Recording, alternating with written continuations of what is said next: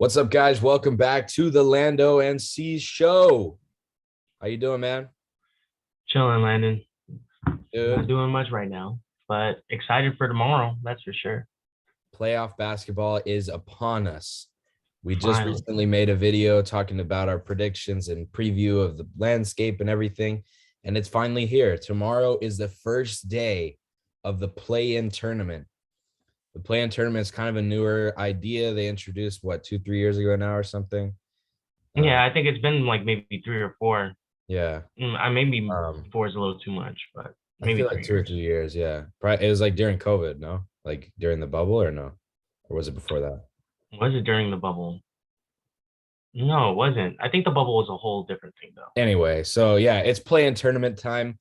So the 7 through the 10 seed in each division or in each conference is going to be duking it out basically for the 7 and the 8 seed in the actual playoffs.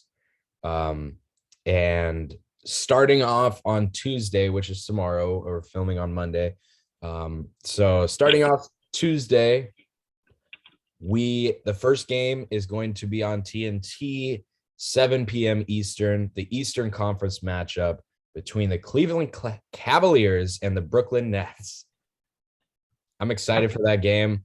I think the Nets wipe them, though, to be honest. Um, I don't know what's gonna happen. I'm in agreement with you. The Nets have a older veteran group of superstars that have been there in the playoffs. And, I don't think they expect themselves to lose to a bunch of young guys that are, just even happy to be in the play-in. The Cavaliers started off really hot this season and played like a veteran team. But, this is where growing pains come. Uh, this is their first time in the playoffs since LeBron's left. And, I like Garland. I like Mobley a lot, but I definitely think they're just like outmatched by guys like KD and Kyrie Irving who've been there and done that already. Yeah. So I agree with you. Brooklyn keeps their seeding. They move on. Now, Seventh what seed. happens in the play-in tournament, though? That is the 7. So Tuesday is the 7 and 8 seeds taking going on against each other. And what And this happens is the is fight for the seventh spot. this is a fight for the 7th seed. The loser of this game is not eliminated, though. So the Cavs can afford to lose to the Nets, or the Nets can embarrassingly afford to lose to the Cavaliers. And no matter what, they're not eliminated right away, but then they face a do or die game next game, which we will get to shortly. But basically, the way that the play-in tournament is going to work is the 7 and 8 seed are going to play each other. The winner of that immediately goes into the playoffs as the 7th seed. Loser of that is going to take on the winner of the 9 and the 10 seed game.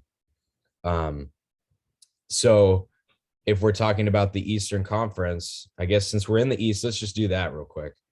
The 9 and the 10 seed in the East are the Hawks and the Hornets, right? So Yep. the winner of that game still has to play the loser of the Cavaliers and the Nets in order to make it to the playoffs. That means that the 9 or the 10 seed has to then win 2 very important games in a row. They can't drop a game. Whereas the 7 and 8 seed, they can afford to drop one game. And they can still win the second one and go right into the playoffs. Looking at the landscape of things, I think the Eastern Conference has the highest chance of a 9 or a 10 seed to break out and go into the playoffs. That team being the Atlanta Hawks. I think they can beat the Hornets. And then I think they'll probably match up against the Cavaliers, right? Because the Nets should beat the Cavs. And I think the Hawks can beat the Cavs and they can go in as the 8 seed in the Eastern Conference. But then they would have to face that would be a Miami Heat matchup, right? A 1 and the 8. Yep. Yeah. So the 9 and 10 are Atlanta versus Charlotte. Yep. And I think we're both in agreement that I don't know what it is. I mean, LaMelo has made up a step. Give me 1 second. Yeah, dude, I'm closing this door though. you got like I smoke. had to let my dog in. She kept on scratching my door. You got like a smoke effect going on too from your incense, bro. Anyways, I believe the Charlotte Hornets are not gonna have enough to compete with Trey Young. No. Um, I think they're still doing growing pains, and they're just gonna lose that game. I believe in Trey Young a little bit more than I do LaMelo Ball and that team. Even though I feel like they were a better team this year, but they ended up in the same place. The East has gotten tougher, Yeah. and they're just missing like a couple pieces to really contend in that conference. And to be really honest with you, I also believe like LaMelo. I haven't seen the killer instinct yet, and that's my only issue with him, I guess. Yeah. And we've seen Uh, it with Trey in years past, obviously, in the playoffs, in big situations against other teams, the rivalry that he had over at Madison Square Garden. yeah, And I mean, he's shown up big. They haven't won. They haven't gone super deep, but they've won playoff series. That's something that other players haven't done yet, including Luka Doncic. Um, including other good players. But they've won playoff series. They've shown they can do it. And Trey Young led this year in not scoring but total points and assists. That's huge. That just came out today that he total points scored, not average per game, but total points and total assists for the season. That's Trey Young. That goes to Trey Young, and he's the first player ever to do it in college, D1, and the NBA. That's yeah, crazy. That's huge. Um, yeah. and yeah, I We're think both in agreement. it's too tough of a matchup.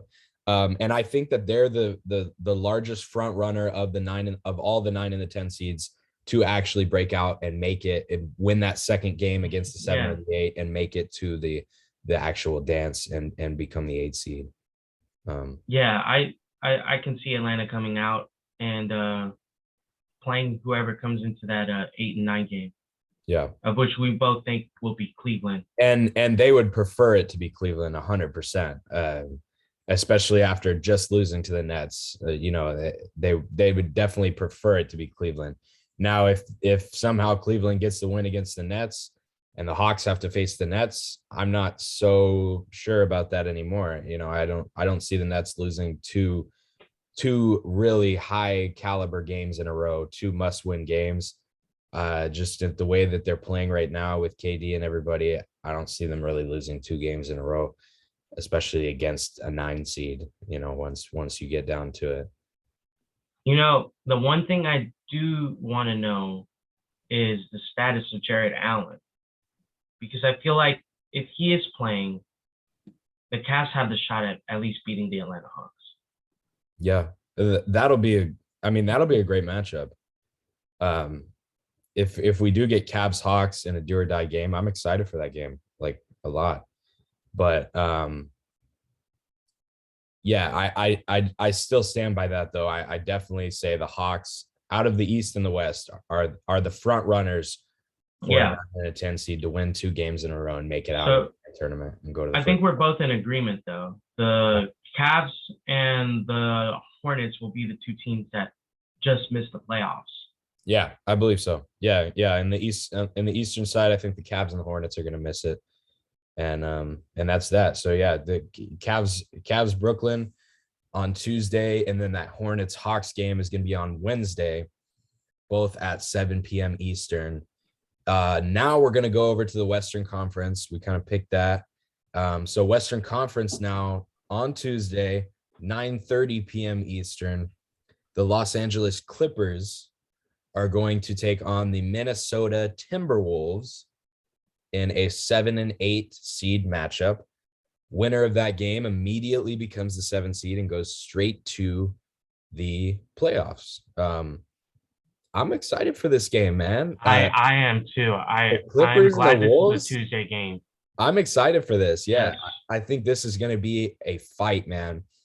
We've seen the Clippers in years past, how tough they claw and they fight in the playoffs, man. When it comes down to it, the Clippers. Even if you look at them this season, Landon, I think they've had multiple games where they've trailed by like 20 points and a half, yeah, and actually come back to win those games. Yeah. So, they that is their identity. They let teams get by them a little bit, and they make the adjustments as needed through the half. Yeah. And that's just like the coaching guru-ness of Tyronn Lue. And now what they can't do, if Cat takes over this game, Carl Anthony Towns, I think they win it. It's I think, I mean, Carl Anthony Towns, when he's on, man.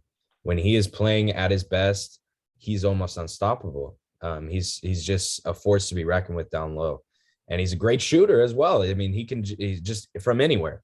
Yeah. So they have to contain Carl Anthony Towns. Some would say, Landon, that he is probably the best big man shooter of all time. Nope, not at all. Shut up. You're trying to fuck with me because of Dirk. No, no way. He is not even close to Dirk's shooting. Hey, well, listen, man, he's got a 3-point championship trophy to attest to it. That's We'll all see right. how his career goes. Dirk. Dirk has one too. I know. I'm just saying he's just building up a point for himself. We'll see. I don't agree with it, but he's making his own points. We'll find out. No pun intended. If anything, I don't think anybody can say that Dirk changed the game for big man shooting as much as he did, though, because now you got people doing it all the time. Oh yeah, absolutely. He's started that shit, though. We'll say that. Yeah, he's probably the greatest stretch four of all time. So anyway, we're gonna not get sidetracked on the Mavericks. We'll talk about the Mavericks when we talk to the round one matchups. But Clippers Timberwolves, man, as we both said, definitely the most game I'm most excited for on Tuesday.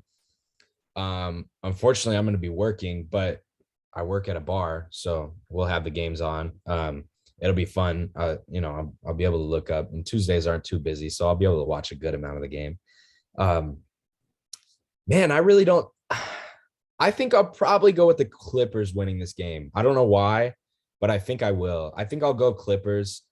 They're just scrappy, man. I like the way they play, and I don't like him because obviously they've knocked out my Mavericks 2 years in a row now.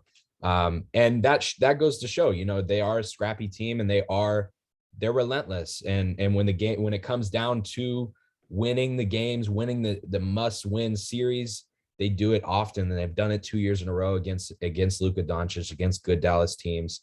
And I think they do it this year, and this year they had to play in the play-in tournament. That's due to some injuries and stuff. I don't think if they had all the injuries, they probably wouldn't be in the play-in tournament. They'd probably be a seeded team. But I'll say the Clippers go out of this one, go straight into the 7th seed, and then the Timberwolves drop down and have to play one more game. Our fans that are watching, they're not gonna like the fact about how much we agree with each other, but we're in the same spot. I don't see it any other way other than the Clippers, but the Timberwolves have a chance. I honestly didn't believe they would even be in consideration of a play-in game, and let alone making it all the way as a 7th seed in a tough Western Conference, not the toughest it's been in years, but still relatively so. The expectations were low, and they exceeded those expectations. And Anthony Edwards looks like the better pick versus him and LaMelo Ball. The dude is just getting better year by year. Yes. And you can see the numbers are just astronomical from what they were last year. And now, the kid is a beast. I think the Timberwolves make it to the playoffs, though. Yes. They make it. I think so too. They lose to the Clippers, but they still make it, because guess what? You're taking on the winner of the Spurs and the Pelicans. I like that matchup. Yeah, I think the Timberwolves can take either of those teams easy, especially after losing probably in what will be a very close, hard-fought game to the Clippers.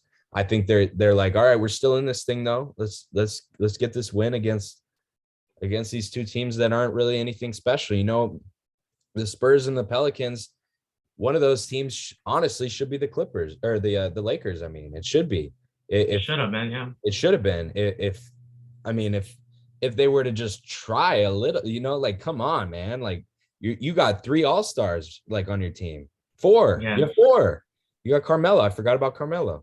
Yeah, but clearly, there's a reason why they didn't make it. There's a reason why they There's didn't make it. multitude, It's not multiple. deserved. Yeah, they didn't deserve to make it in, but just the level of talent that they possess on their team, they should be one of these teams.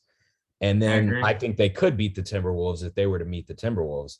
But that's not the situation we have. We have the Clippers beating the Timberwolves, and then they're going to face the Spurs or the Pelicans. And I think the Timberwolves can easily take either of those teams. Well, Uh, who do you have in that 9 and 10 game that between 9 the and 10 Spurs and the game Pelicans? on Wednesday, just for fun, I kind of picked the Spurs, to be honest, because it's like, Well, again, we're agreeing. I'm picking the Spurs just based on the fact that they have Greg Popovich, and Greg that's Popovich true. is a Yeah, winning coach, that's so true. he knows how to win games, Yeah. especially in playoff time.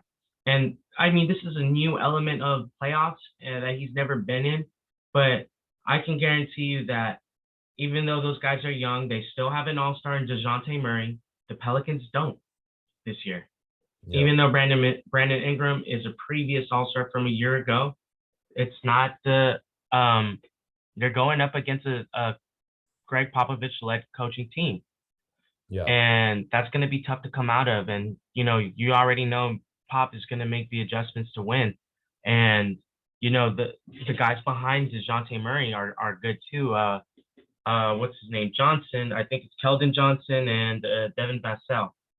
Those are really good, prominent young guys that they have on the floor that have been helping along with DeJounte Murray to get to this play-in. So Mhm. I have the Spurs just, coming out, being outcoached and outplayed by a team that's led by the greatest coach, considered one of the greatest coaches of all Now, time. is McCollum playing though? CJ McCollum? Yes, but he is not an all-star.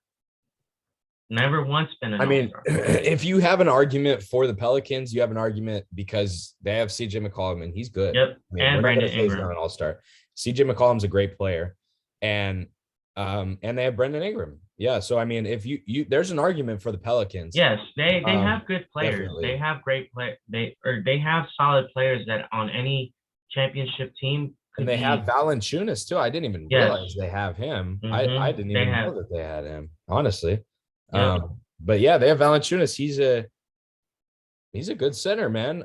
So I Yeah. mean, All those I can't name all their starters, but those guys you just mentioned on a given contending team, they're vital parts in that team yeah, wherever they're designated.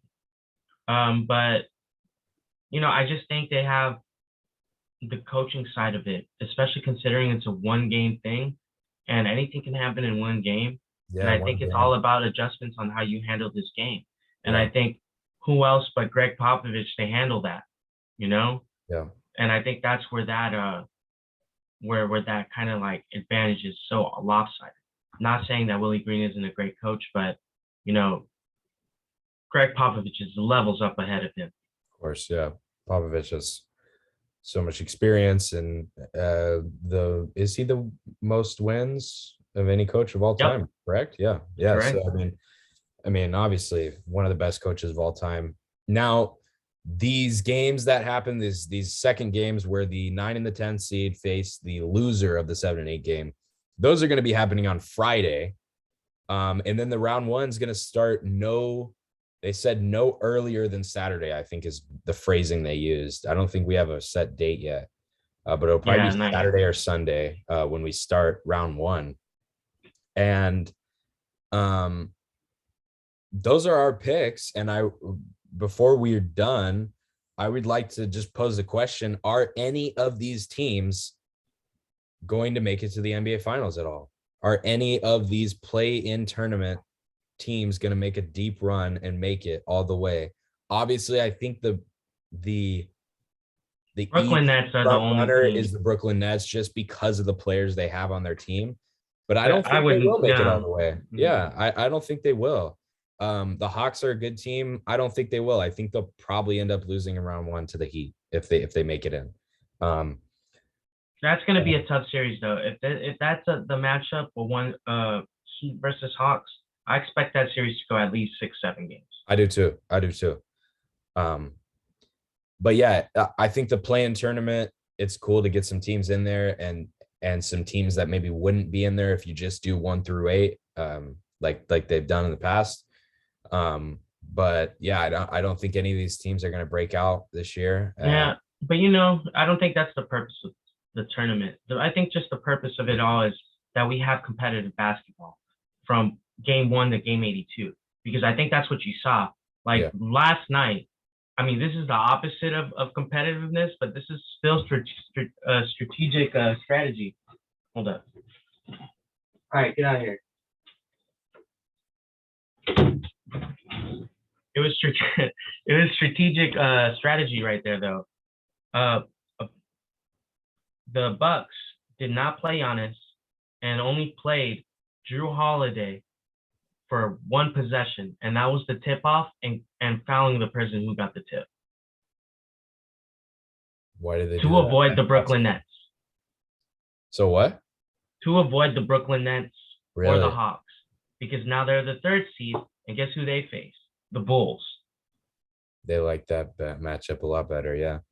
But regardless, these teams are matching up and or strategizing or having to play competitive, just be competitive all through every game, 1 through 82. There is no breaks. Mhm. And the depth of how good the landscape of the East is shows that, obviously those bottom teams, didn't make it, but they still were competitive. Yeah. And they still played throughout. I think the only time you saw teams rest players was literally the last 2-3 games of the season. Yeah.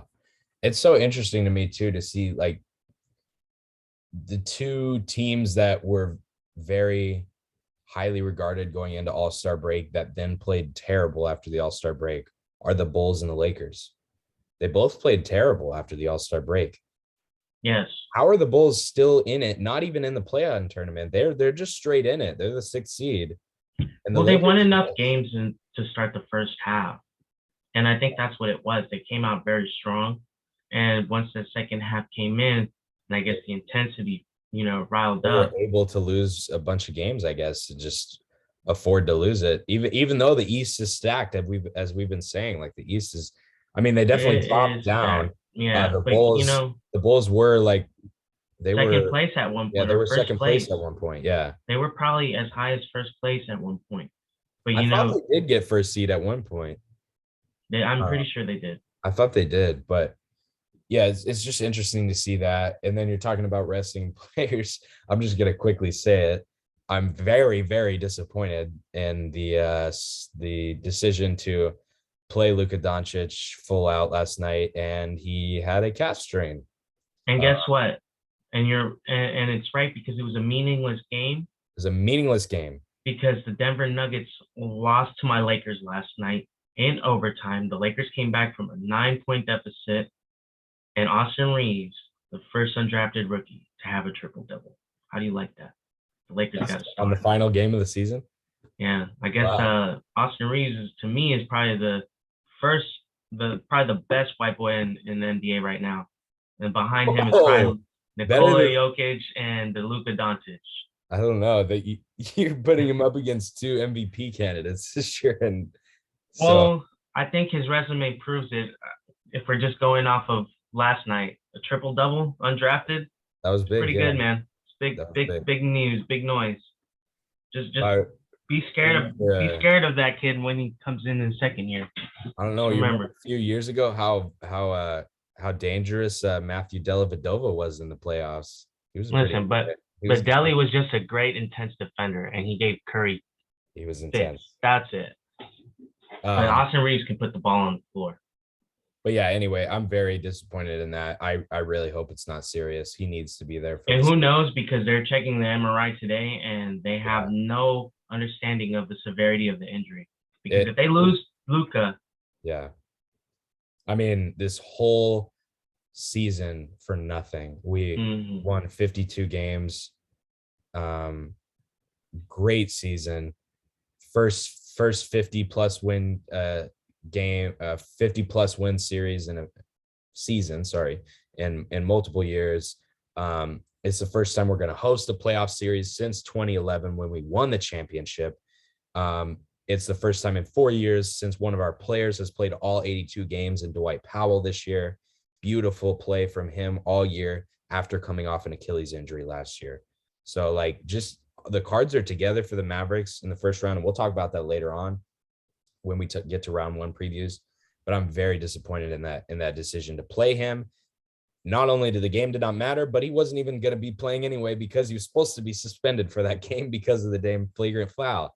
But the NBA rescinded it, and now he's injured. And So the NBA regrets rescinding it.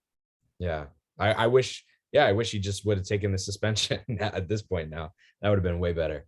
Yeah, I mean, obviously they can't go anywhere without Luka, and the worst thing, I mean, and that's the scary thing too, is that it's a calf strain. You know, so you don't want to play on that. Yeah, he might have to. I hope worst case scenario is he has to miss game one and he can come back for two. Listen, I really hope that's all it is. Revisionist history. If it's a calf strain, I'm not even risking it for this season because he is my future.